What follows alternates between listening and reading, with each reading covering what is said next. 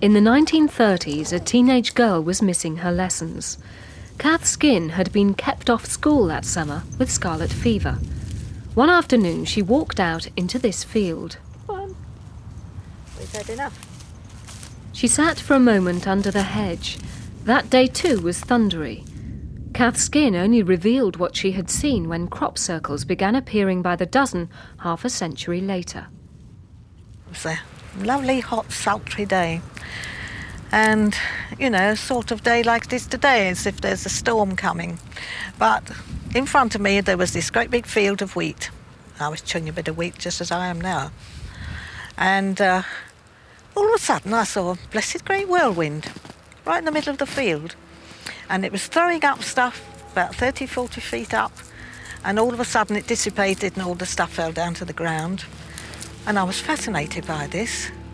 And it was amazing. It was a whacking great circle of flattened down corn. And I had sandals on, so I felt that the corn was ever so hot to my feet.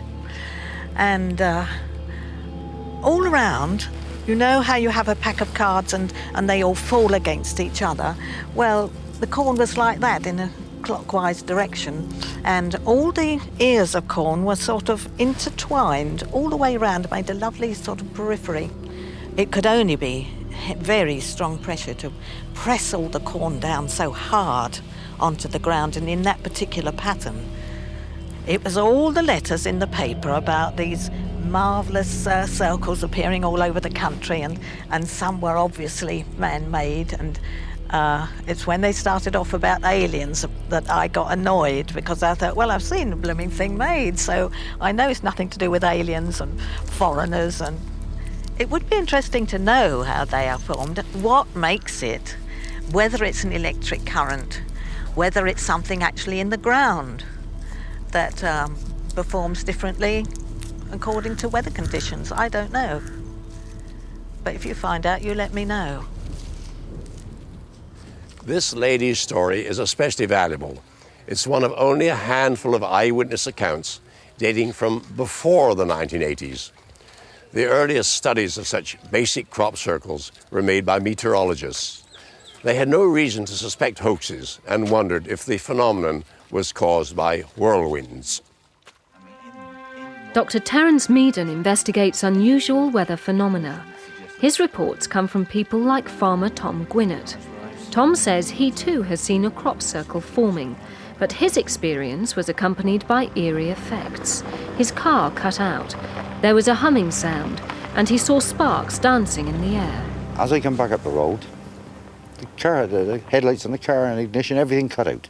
So I heard this humming sound coming from the opposite side of the road in one of our fields, and I just couldn't make out where it was. So I walked up and had a look, and it was only very low humming, like a singer-songwriter machine in the distance, more or less, And it was here. There was like occasional small red sparks, not anything, as you could, just in the dim light you could see these sparks. Well, the next morning I went round, I stopped at the gate, and there was a perfect circle in the field, corn circle. She was about 10 foot across. That was that. For the meteorologist Terence Meaden, Tom Gwinnett's experience was the evidence he'd been looking for.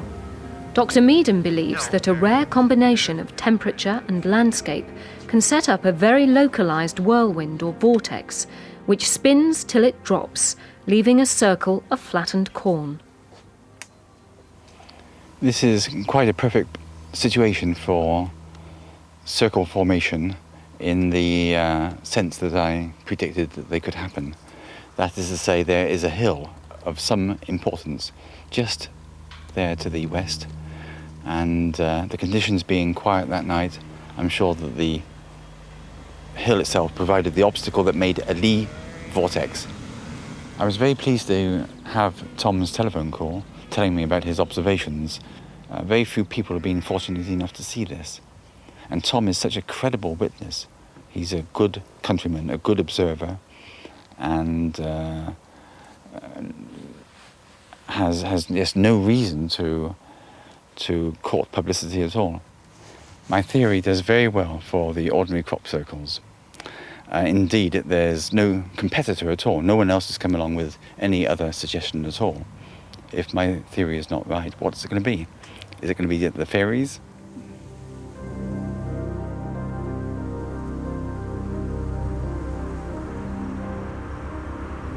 Within sight of York's ancient minster, agronomist Dr. John Graham has been called in to give his verdict on the latest crop circle. He's an expert on how cereal stalks bend and break, and he's travelled the length of Britain investigating the natural, the unnatural, and what some would claim is the supernatural. Having had a look at everything around me here, looking at the nature of the damage to the plants in this circle, which is only a very approximate circle, and considering that we're on a very visible site next to a major main road, we're about half a mile away from an agricultural college, I think it's fairly likely that we've got a fairly routine hoax here. One of the things that I do look at, though, when I'm looking at a circle to see what I think has been going on, is to actually look at the precise nature of damage to the plants. And if we actually look at a plant from this circle here, you can see that the damage to it has occurred in the form of a very precise kink down at the base of the plant. That's usually indicative that a fairly major force has been applied to the plant and it's collapsed under the weight, and that would typically be occurred by somebody making a circle artificially.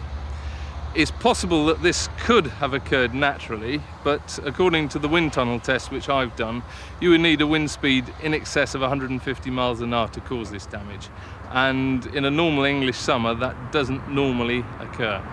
If this damage had taken place naturally, I think we'd see something looking much more like this down here, where the plants have actually bent right over in the soil and there is no actual mechanical damage to the plants themselves.